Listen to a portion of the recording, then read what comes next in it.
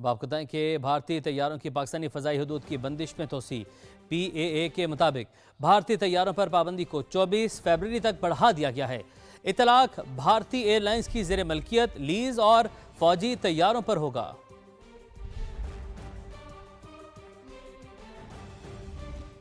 Welcome back. आपको बताएं, शुएब मलिक का पाकिस्तान सुपर लीग से रिटायरमेंट का ऐलान।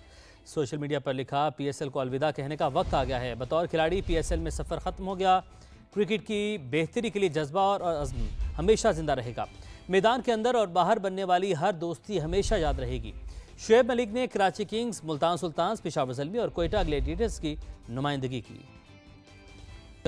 फाइलों में फायर सेफ्टी, इमारतों में आग बेकाबू। डिप्टी कमिश्नर साउथ अपने ही फैसलों पर अमल दरामद करवाने में नाकाम। सानहे से पहले डिप्टी कमिश्नर जुर्वी की सरबराही में 2 अहम इजलास हुए। फायर सेफ्टी प्रोटोकॉल्स की खिलाफ वर्जी पर कार्रवाई का हुक्म जारी हुआ, लेकिन SPCA ने इजलास में होने वाले फैसले पर मौसर अमल दरामद नहीं किया कि इलेक्ट्रिक और सिविल डिफेंस भी काबिल जिक्र एक्शन न ले सके।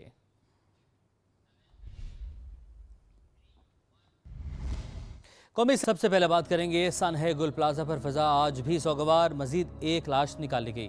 अमवात की तादाद 27 हो गई। 85 ताहाल लापता हैं। 8 लाशों की शनाख्त हो गई। दीगर की शनाख्त का अमल तेज कर दिया गया। 48 लापता अफराद के अहल खाना के नमूने जमा करके तस्दीक के लिए सिंध फोरेंसिक लैब और जामे कराची की लेबॉर्ट्री को अरसाल कर दिए गए। इमारत का 40% हिस्सा मुनहदिम हो चुका। दीगर हिस्से भी इंतहाई कमजोर होकर गिरने का खदशा है, रिपोर्ट करेंगे काजी हसन। कराची का दिल दहला देने वाला सानेहा गुल प्लाजा की आग तो बुझ चुकी, मगर राख में दबे सवाल आज भी सुलग रहे हैं। मलबा हटाया जा रहा है, इमारत मस्मार की जा रही है और कई आंखें अपनों के आखिरी दीदार की मुंतजिर हैं। उन्होंने बताया कि हमने सिर्फ दरवाजा यानी कि बाहर मुंह निकाल के देखा तो आग धुआं आ रहा था बहुत। तो उसने कहा सलमान आग लग गई। वो बाहर निकले और बाकी वापस आ गए, भागो, अरे आग लग गई, भागो। करीबन बच्चों के हाथ पकड़े और हम भागे। पूरी मार्केट जल गई, मगर बैग्स और बच्चों के खिलौनों की 2 दुकानें मुआवजाना तौर पर महफूज रहीं। क्रेन के जरिए छत से गाड़ियां और मोटरसाइकिलें उतार ली गईं। बेसमेंट में पानी और धुएं ने मुश्किलात बढ़ा दी हैं। सर्च ऑपरेशन के दौरान फायर ऑफिसर जख्मी भी हुए। ऊपर से कांच गिरा, जो कि अंधेरा था और टॉर्च भी थी हमारे पास, लेकिन जब वो ऊपर से कांच गिरा है तो वो डायरेक्ट मेरे अंगूठे पे आके गिरा और उसमें जो है मेरे चोट लग गई है। पुलिस सर्जन ने बताया कि अब तक 27 लाशों का पोस्टमार्टम किया जा चुका है। 50 फैमिलीज ने हमारे पास अपने जो कवाइफ हैं और DNA का सैंपल्स हैं वो जमा कराए हैं। जो भी हमें मिलता है हम उसी से सैम्पलिंग करते हैं। सानहे में जांबहक तनवीर अहमद को कोरंगी में सुपुर्द खाक कर दिया गया। विफाकी वजीर तिजारत जाम कमाल खान और फेडरेशन हाउस के ओहदेदारान ने भी जाए हादसा का दौरा किया और रेस्क्यू इंतजामात का जायजा लिया। उधर सिंध हाई कोर्ट में सानहे गुल प्लाजा के खिलाफ दरखास्तों की समाअत हुई। अदालत ने हुकूमत सिंध, कमिश्नर कराची और KMC को नोटिस जारी करके 10 फरवरी तक तफसीली रिपोर्ट तलब कर ली है। कैमरा टीम और साथी रिपोर्टर्स के साथ काजी हसन, समा, कराची। गुल प्लाजा की आग ने सब कुछ तबाह कर दिया। बेसमेंट के एक्सक्लूसिव अंदरूनी मनाजिर सिर्फ समा पर, दुकानें जलकर राख हो गईं, सीढ़ियां उखड़ गईं। हर तरफ धुआं और आग बुझाने के लिए इस्तेमाल होने वाला पानी जमा है। मजीद जानते हैं नुमाइंदा समा फरवा अली से। फरवा, बताइएगा क्या सूरत हाल, क्या मनाजिर देखने आपने यहाँ पर? जी बिल्कुल, इस वक्त हम बेसमेंट में मौजूद हैं। ये सेकंड डोर है और यहाँ से अगर हम नीचे आएँ तो रेस्क्यू एहलकार जो है वो आग बुझाने की कोशिश में लगे हैं। बेइंतहा हीट है, बेइंतहा परेशानी है जिसका सामना ये कर रहे हैं। अगर हम इस तरफ आए नीचे की तरफ, मेरे कैमरामैन फरहान, तो पानी कितने फीट ये पानी है? ये जो खड़ा हुआ मैं आपके सामने पानी के अंदर खड़ा हुआ मैं, लेकिन तपिश देख लें कि कितनी तपिश है यहाँ पे। जो है ना यहाँ वायर भी हैं। कब तक के ये कूलिंग का अमल जो है वो चलता रहेगा? बाजी कूलिंग का मतलब जारी रहेगा। जब हम लोग यहीं पर हैं, अभी आगे जो है कूलिंग का अमल जारी है। अभी आगे जाएंगे, आगे देखेंगे, अगर आग होगी तो फिर आगे देखेंगे कूलिंग करेंगे। अभी यहाँ पर हमने थोड़ी चिंगारी उठी थी, यहाँ बुझा दी है अब, लेकिन बिजली है ही नहीं इसमें। ठीक है, और देखें पानी डाला जा रहा है बाकायदा तौर पे ताकि कुछ हीट कम हो। हम इस वक्त यहाँ मौजूद हैं। ग्रिल्स हमें बंद देखी जा सकती हैं सामने, अगर जहाँ पानी पड़ रहा है वहाँ बाकायदा तौर पे ग्रिल्स बंद हैं। लोगों ने खोलने की कोशिश की होगी इन ग्रिल्स को बेसमेंट में भागने के लिए, लेकिन ताले लगे हुए हैं और आंखें खोलना मुश्किल हो रहा है। बेइंतहा हीट है और इधर आग तो अब बुझाई जा चुकी है, लेकिन धुआं, हीट और सांस लेना दुश्वार हो रहा है। इसीलिए फायर फाइटर 10 मिनट से ज़्यादा यहाँ नहीं टिकते हैं। 10 मिनट बाद वो ऊपर चले जाते हैं। परवा आपका शुक्रिया। कराची गुल प्लाजा में लगने वाली आग के हवाले से समा अपने नाज़रीन को पल पल आगाह करता रहा। 3 दिन तक समा टीम ने जाए हादसा से नाजरीन को ताज़ा तरीन सूरत से बाखबर रखा। इस दौरान रिपोर्टिंग टीम ने क्या देखा, मजीद जानते हैं ब्यूरो चीफ कराची असलम खान से, जो कि अपने नुमाइंदगान के हमरा मौजूद हैं। अस्सलाम वालेकुम नाज़रीन, मैं हूं असलम खान और आप देख रहे हैं समा की खुसूसी ट्रांसमिशन। गुल प्लाजा में आतिशज़दगी के बाद से समा अपने नाज़रीन को लम्हा ब लम्हा सूरत हाल से आगाह कर रहा है और हमारे रिपोर्टर्स दिन रात यहाँ पर कवरेज में मसरूफ़ हैं। जब यहाँ पर आग लगी और अब तक की क्या सूरत हाल रही, जिन रिपोर्टर्स ने यहाँ पर उन मनाजिर को देखा, उस तमाम सूरत हाल से आपको आगाह करेंगे। सबसे पहले मैं बात करूंगा शाहनवाज कादरी से। शाहनवाज कादरी सबसे पहले यहाँ पर पहुँचे थे, जैसी आग की इतला मिली फौरी तौर पर वो यहाँ पर पहुँचे। शाहनवाज, क्या देखा था आपने? फायर ब्रिगेड कब पहुंची और अगर हम बात करें कि आग लगी 10:15 बजे और 12 बजे तक, क्या सूरत देखी वो बताएं। बिल्कुल ऐसा ही है कि सबसे पहले मैं यहाँ पर पहुँचा हूँ, हम लोग करीब ही मौजूद थे। जैसी इतला मिली हम लोग एमेजिना रोड की जानिब आए और जय वोको के करीब पहुँचे तो देखा कि लंबी कतारें लगी हुई हैं और हमने देखा कि अगर पैदल गाड़ी में अगर जाएंगे, डायरेक्ट ऐसे जाएंगे तो मुश्किल हो जाएगा, तो हम पैदल उतरे हैं और हमने दौड़ते हुए हाथ में कैमरा लिया और हम जय वोको की तरफ दौड़ते हुए गए तो देखा कि रास्ते में एक फायर ब्रिगेड की गाड़ी है वो फंसी हुई है। अफरा तफरी का आलम है और बहुत सारे दुकानदार उतरे हुए हैं और एक दूसरे को फ़ोन करने की कोशिश कर रहे हैं। इस वजह से जो है रोड ब्लॉक हो गया है और फायर ब्रिगेड का एक्सेस नहीं हो पा रहा है। पीछे की जानिब तो फायर ब्रिगेड पहुंच चुकी थी, लेकिन जो सामने की जो जानिब है जहां पर कहा जाता है कि गेट नंबर गाड़ी थी, पीछे भी एक गाड़ी पहले मौजूद थी, लेकिन जब सामने की जानिब अगर हम बात करें तो सामने की जो जानिब जो है लोग बहुत ज़्यादा थे, क्योंकि गेट नंबर 7 से काफ़ी सारे लोग निकले थे, पार्किंग से लोग ज़्यादातर निकले थे, तो इस जगह बहुत ज़्यादा रश था। और अगर फायर ब्रिगेड यहाँ पर टाइमली पहुँच जाती तो मुमकिन सूरत बेहतर हो सकती थी, लेकिन ये हमने देखा कि लोग बहुत परेशान थे, चीखों की आवाज़ें आ रही थी और लोग जो उतर चुके थे अपने लोगों को पुकार रहे थे, फ़ोन करने की कोशिश कर रहे थे, तो बहुत ही अफरा तफरी का आलम था। हमने भी कोशिश की कि लोगों से बात करने की, हमने कैमरा जब माउंट किया तो पता चला कि यहाँ पर बहुत ज़्यादा आग लगी हुई है और हाथ से धुआं हमने दूर दूर तक नजर आ रहा था। मैं शाहनवाज अगर पूछूं 10:15 से 11 तक, उस वक्त तक कितनी गाड़ियां थी, फिर 11 से 12 तक कितनी गाड़ियां हो गई थी? देखिए, अगर हम टाइम कैलकुलेशन के हिसाब से करें तो फौरी तौर पर जो है ना 1 घंटे के दौरान हमने यहाँ देखा है कि 10 से 11 गाड़ियाँ पहुँच चुकी थी। मोनिस, आप यहाँ पर मुसलसल जो इमदादी कार्रवाई है, जो रेस्क्यू इदारों का रिस्पॉन्स था, उस पर आप क्या कहेंगे? आपने अंदर जाकर के कवरेज भी की और छत के भी मनाजिर दिखाए थे, रेस्क्यू इदारों के बारे में ज़रा बताएं। देखिए असलम साहब, ये बड़ी बदकिस्मती है, इससे पहले भी बेशुमार हादसा हो चुके हैं, लेकिन जो सबसे ज़्यादा तनकीद की जाती रही है फायर ब्रिगेड की डिपार्टमेंट पे, वो टेक्निकल एक्सपर्टीज़, फिजिकल फिटनेस पे तनकीद की जाती रही है। इस मरतबा भी हमने देखा जो ताजिर थे, जो दीगर मुतासरीन थे, वो बहुत ज़्यादा यही सवाल उठाते रहे कि जिस तरीके से फायर ब्रिगेड का रिस्पॉन्स था, अब बहुत सारे लोगों का ये कहना था कि उस तरीके से ये अंदर पेनिट्रेट कर नहीं सके वो टीमें। एक तो ताख़ीर से पहुँची, उसके बाद जो इनका पानी का प्रेशर था वो स्लो था, जिसकी वजह से लोगों को मुश्किल का सामना करना पड़ा। जो हमने एक मंजर ये भी देखा कि सीढ़ी लगा के लोग मुतासरीन को जो अंदर फंस गए तो उनको उतारने की कोशिश की गई, लेकिन वो सीढ़ी बिल्कुल टूटी और उसमें जो लोग थे वो नीचे गिर गए।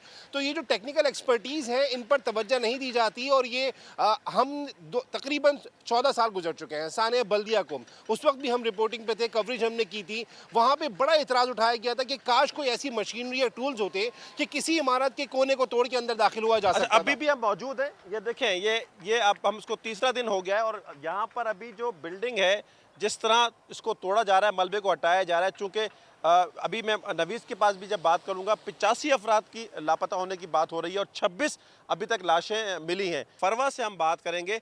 फरवा, आप यहाँ पर मौजूद थी सुबह से ही, इतवार को हमने देखा कि आप यहाँ पर काम कर रही थी और आपके सामने ही बिल्डिंग गिरी थी, क्या हुआ था? बिल्कुल, रात भर जो है आग बुझाने की कोशिश की जा रही थी। हम सुबह जो है गुल प्लाजा के अकब में पहुंचे थे और रेस्क्यू एहलकारों की जानिब से रेस्क्यू एहलकारों की जानिब से यही कहा जा रहा था कि ये इमारत बहुत ज़्यादा मखदूश हो चुकी है और किसी भी वक्त गिर सकती है। तो लोगों को पीछे किया जा रहा था। वही लम्हा था जब बिल्डिंग मेरी आँखों के सामने गिरी और मेरे मुँह से वही अल्फाज गिर गई, बिल्डिंग गिर गई और बेसाख्ता वो अल्फाज थे और कोई ऐसी आँख नहीं थी जो अश्कबार ना हो। हर तरफ चीखों पुकार थी, एक ज़ोरदार धमाका हुआ और जब सामने की तरफ देखा तो बिल्डिंग जो है वो ज़मीन बोस हो चुकी थी। जो फैमिलीज़ थी जिनकी उम्मीदें थी कि शायद हमारे प्यारे यहाँ से ज़िंदा निकल आएंगे, उस ज़मीन के नीचे, उस मलबे के नीचे हमने उनकी वो उम्मीदें जो है वो दम तोड़ती नज़र आईं।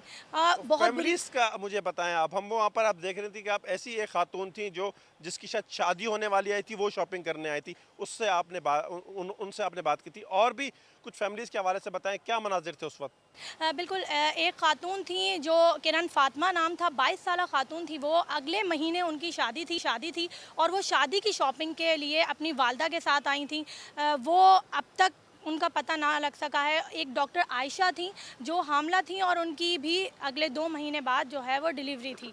बच्चे के साथ आई थी जो 8 साल का बच्चा था, वो भी मिसिंग है और एक बच्चा जो 12 साल का था वो घर में उनका इंतज़ार करता रहा। इस तरह की बहुत अलमनाक कहानी है। अब मैं काजी साहब से बात करूंगा। जब हम वहाँ पहुँचे लाइव कवरेज के लिए, तो ज़ाहिर है जो मनाजिर अमूमन होते हैं आग लगने के बाद रश, लेकिन एक जो नहायत एक ऐसा एक्सपीरियंस जिस पे अफसोस भी होता है। जैसे हमारी कुलीग फरवा ने बताया कि हर आँख अशबार थी, लोग रो रहे थे, लेकिन हमने ऐसे मनाजिर भी देखे कि लोग जोक दर आ रहे हैं, हंसी मजाक कर रहे हैं, वीडियोस बना रहे हैं, रेस्क्यू वर्कर के काम में रुकावट बन रहे हैं, उनको बकेला जा रहा है, बार बार दरख्वास्त की जा रही है। लेकिन ये न जाने कैसे लोग थे जो कि महज तमाशबीन थे, उनमें से मुतासरीन बहुत कम थे। ये एक बड़ा मैं कहूँगा, आप जब कवरेज कर रहे थे लोग बहुत करीब गए थे जब वो बिल्डिंग गिर रही थी, उस वक्त के मनाजिर का बिल्कुल यही हमने जब आपको बताया मैंने कि रेस्क्यू एहलकार उनको बार बार पीछे क्यों धकेल रहे थे, क्योंकि आग की जो बिल्डिंग में जो इमारत में आग लगी थी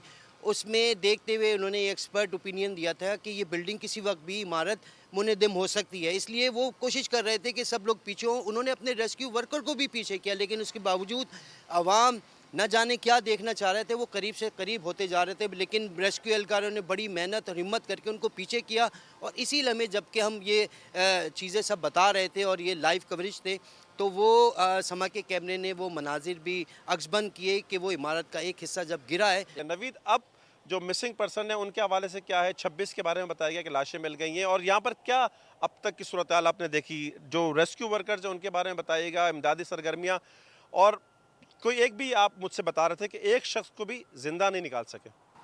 बिल्कुल ऐसा ही है। जो मिसिंग पर्सनस हैं उनकी तादाद मुसलसल बढ़ती जा रही है। जैसे जैसे लोग जो है जो हेल्पलाइन पुलिस और डीसी ऑफिस ने कायम की, इनसे रब्ता कर रहे हैं, उसमें मिसिंग पर्सन का आगे बता रहे हैं तो उनकी तादाद जा रही है। 85 है। डीसी साहब कहते हैं अगर ये डबलिंग भी हुई तो तकरीबन 75 से ज़ायद जो है बनती है। इसमें 26 लाशें निकाली गई हैं और अब जो है इसमें जो है बदकिस्मती जो है वो ये है कि अब अगर इसमें से अगर किसी की लाश नहीं मिलेगी, अब बाकियात मिलना शुरू हो गई हैं, क्योंकि अब जो आज़ा मिल रहे हैं वो या तो हड्डियों की सूरत मिल रहे हैं या आज़ा मिल रहे हैं। इस पूरे सिनेरियो का सबसे जो है तारीख पहलू ये है कि पूरी इमारत जल के खाकसर हो गई और उसे जो है आग बुझाने का नाम दिया जा रहा है। और अब जब लाशें और बाकियात निकाली जा रही हैं और इसको रेस्क्यू ऑपरेशन का नाम दिया जा रहा है। साजो सामान की कमी थी, फ़ोम का इस्तेमाल नहीं किया गया, मुसलसल पानी मारा जाता रहा और फ़ोम जो है वो हमें कहीं नज़र नहीं आया। सिर्फ एक वक्त में हमें ऐसा लगा कि थोड़ी देर के लिए फ़ोम का इस्तेमाल किया गया है। क्योंकि शाहनवाज़ के पास एक सवाल है कि जो मैं शाहनवाज़ आपसे जानना चाहूँगा कि जिस तरह नवीद ने बताया कि देखिए आग लगी है, आपने कहा 10 फायर टेंडर्स आ गए थे उस 1 घंटे में, सवा घंटे में, लेकिन सवाल तो है कि पानी भी ख़त्म हो गया होगा। ज़ाहिर है उन्होंने फौरी पानी का इस्तेमाल किया। पानी की सप्लाई कैसे थी? यहाँ पर सबसे बड़ा मसला है यहाँ पर इंफ्रास्ट्रक्चर का। आप यहाँ करीब देख लेंगे, यहाँ पर जो है पूरी रोड खुदी हुई है, ग्रीन लाइन का काम चल रहा है और यही सूरत हाल शहर भर की है। ट्रैफिक इतना जैम रहता है, कोई मुतबादिल यहाँ पर ब्रिज नहीं है, लोग फंसे हुए। तो यही वजह है कि पानी जो है बर वक्त नहीं पहुँच सका। मोनिस से मैं बात करूँगा। मोनिस, एक फायर सेफ्टी ऑडिट भी 2024 का हुआ जिसमें बड़ी तजावीज़ दी गई थी, उस पर मुख्तसरन बात कीजिएगा।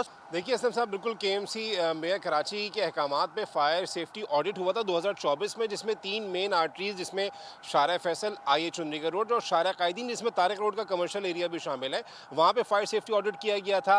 लेकिन उसके जो नताइज थे इंतहाई हौलनाक थे। 90% से ज़ायद इमारतों में फायर सेफ्टी प्रोटोकॉल्स का एहतमाम नहीं किया गया था। एमरजेंसी एग्जिट के ऊपर सवाल उठाए गए थे। लेकिन असल मसला इसके बाद शुरू होता है, जब आपको ये पता चल गया उसके बाद इम्प्लीमेंटेशन कहाँ है। इम्प्लीमेंटेशन कराना किसका काम था? वो उस पर भी कराने में, इम्प्लीमेंटेशन कराने में गवर्नमेंट नाकाम रही है और अब तक यही सूरत हाल नज़र आती है। इस आग में आपने क्या देखा?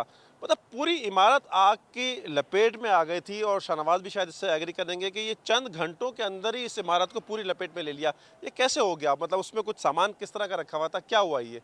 इसमें जो है 3 चीज़ें हैं। एक तो फायर ब्रिगेड का जो रिस्पॉन्स था वो ताख़ीर से रिस्पॉन्स था, वो मुकर्ररा वक्त पे नहीं पहुंची। और दूसरा जो है जब इसने एक दुकान से इसका आगाज़ हुआ तो उसके बाद जो है दुकानदार जो शॉपकीपर से सारे वो अपना सामान बचाने की कोशिश करते रहे और किसी उसमें भगदड़ ज़्यादा मची और जो है लोगों में अफरा तफरी जो है वो ज़्यादा फैली। फिर तीसरा पहलू था कि गाड़ियाँ जो है बड़ी देर से इसको जो है तीसरे दर्जे की आग करार दिया गया और पूरे शहर की जो फायर टेंडर्स हैं वो काफ़ी देर से इसमें जो है यहाँ पर जो है रवाना किए गए। नाज़रीन, ये हमारे रिपोर्टर्स जो लम्हा ब लम्हा यहाँ पर कवर करते रहे और अभी भी मुसलसल कवरेज करते रहे, आपको गुल प्लाजा में जो सूरत-ए-हाल और जैसे जैसे अपडेट्स आती रहेंगी उससे आगाह करते रहेंगे। जी, तो टीम समा ने ग्राउंड रियलिटी तफसील से अपने नाज़रीन को बताई है। एमक्यूएम का विफाकी हुकूमत से शिकवा, विफाक सानह गुल प्लाजा पर अपनी जिम्मेदारी पूरी करे।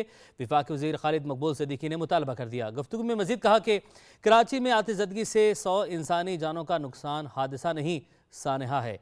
फायर ब्रिगेड में गैर मकामी लोग थे, इसलिए बरवक्त जाए वक़ुआ पर नहीं पहुँच सके। कराची इस मुल्क का सबसे बड़ा शहर है। वफाक का एक नुमाइंदा भी इस सहाने के लिए नज़रअंदाज कर देने वाले शहर में नहीं पहुंचा। एक वज़ीर आला सिंध को फ़ोन कर देना वफाक को उसकी जिम्मेदारियों से बरी उज़्ज़मा करार नहीं देता। 100 लोगों के इस हादसे में शहादतों का खतरा है। ये कोई हादसा नहीं है, सानहा है, और कोई इत्तेफाक नहीं है, ये नतीजा है उन 17 सालों से इस शहर को और इस सूबे को जिस तरह चलाया जा रहा है। एम्बुलेंस टाइम पे इसलिए नहीं पहुंची कि एम्बुलेंस चलाने वाले किसी का ताल्लुक उस शहर से नहीं है, और छुट्टी का दिन है, सब गांव जा चुके। असेंबली में सानहा गुल प्लाजा की गूंज, एमक्यूएम पीपल्स पार्टी ने एक दूसरे को हदफ तनकीद बनाया। एमक्यूएम ने सूबाई हुकूमत को सानहा गुल प्लाजा का जिम्मेदार ठहराया तो पीपल्स पार्टी ने सानहा बल्दिया फैक्ट्री का सवाल उठा दिया। एमक्यूएम के रहनुमाओं ने शिकवा किया कराची के अवाम का कोई पुरसाने हाल नहीं। पीपल्स पार्टी रहनुमाओं ने जवाब दिया, हर बार आप सूबाई हुकूमत में शामिल रहे, आप भी बराबर के जिम्मेदार हैं।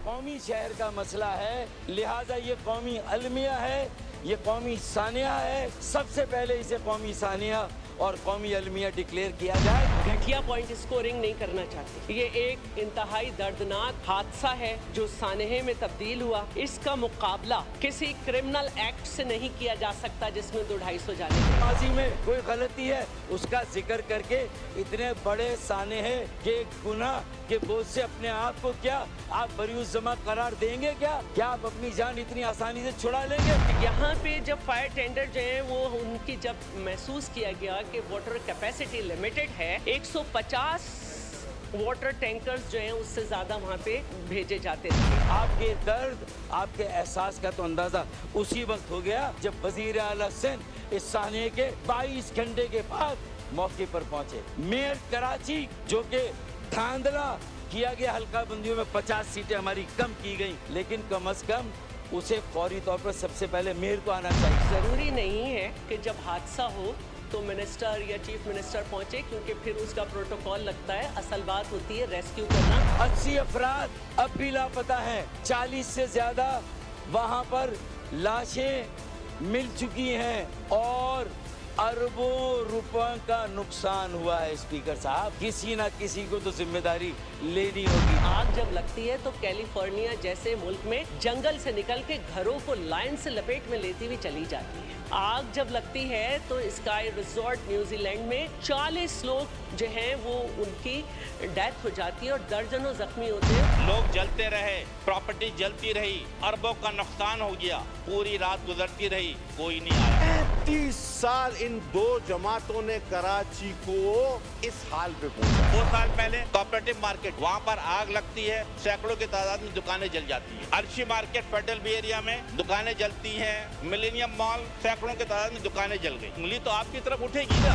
मुझे ये बताया जाए कि कराची में आग लगने का सबसे बड़ा सानिया कौन सा था? कराची सिंध को 98% कमा कर देता है। क्या कराची के लोग का हक नहीं बनता कि उनको सहूलत दी जाए? आप आए हमारे साथ मिलके, जो सिंध के हुकूक हैं वो वफाक से मांगे। क्या टूटी गलियां बनाना सूबाई हुकूमत की जिम्मेदारी नहीं है? क्या पानी, गैस, बिजली फराहमी की हुकूमत की जिम्मेदारी नहीं है? क्या मेगा प्रोजेक्ट बनाना हुकूमत की जिम्मेदारी नहीं है? आप तो हर बार हमारे साथ हुकूमत में शामिल रहे सूबाई, हर बार।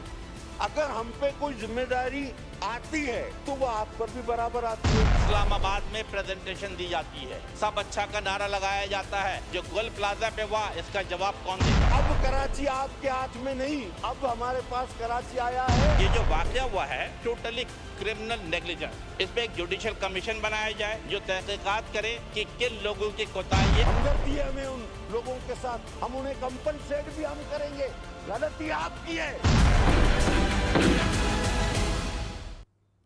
अफगानिस्तान से दहशतगर्दों को लाकर बसाना फाश गलती थी। मुल्क में दहशतगर्दी बढ़ने की वजह यही है। सब जानते हैं सवात से सैकड़ों दहशतगर्दों को किसने रिहा किया। खारजियों के मुकम्मल खात्मे तक चैन से नहीं बैठेंगे। वज़ीर-ए-आज़म का कौमी वर्कशॉप में खैबर पख्तूनख्वा के शुरका से खिताब।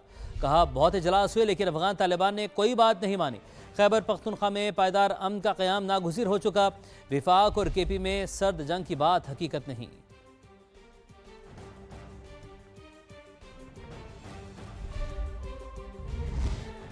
Field marshal chief of defence forces Asim Munir का नेशनल पुलिस एकेडमी इस्लामाबाद का दौरा। इंसदाद दहशतगर्दी और क़याम अमन के लिए पुलिस की कुर्बानियों का एतराफ़ किया। फील्ड मार्शल का कहना था पेशा वराना तौर पर मजबूत अवाम दोस्त पुलिस फोर्स दाखिली सलामती और कानून की हुक्मरानी के लिए नागुज़ीर है। मुसल्लह अफवाज हमेशा बहादुर पुलिस एहलकारों के साथ खड़ी रहेंगी। सिपाही सलार की पुलिस शोहदा की यादगार पर हाजिरी, फूलों की चादर चढ़ाई। रिपोर्ट देखिए।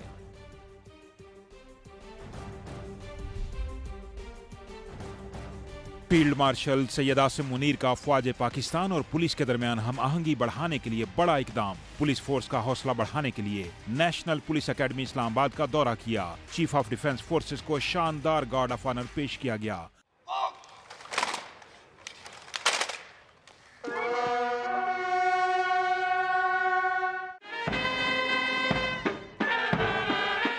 ISPR के मुताबिक एकेडमी में ज़ेर तरबियत पुलिस सर्विस ऑफ पाकिस्तान के अफसरान से खिताब में फील्ड मार्शल ने कहा कानून नाफिज करने का फर्ज एक मुकद्दस मिशन और पुलिस मुल्क में अमन व अमान की पहली दिफाई लाइन है। मजबूत और अवाम दोस्त पुलिस फोर्स दाखिली सलामती और कानून की हुक्मरानी के लिए नागुज़ीर है। मुसल्लह अफवाज हमेशा पाकिस्तान के बहादुर पुलिस एहलकारों के साथ खड़ी रहेंगी। मुल्क की सलामती और अमन व अमान के जिम्मेदारों के दरमियान ताउन और उन पर अवामी एतमाद नागुज़ीर है।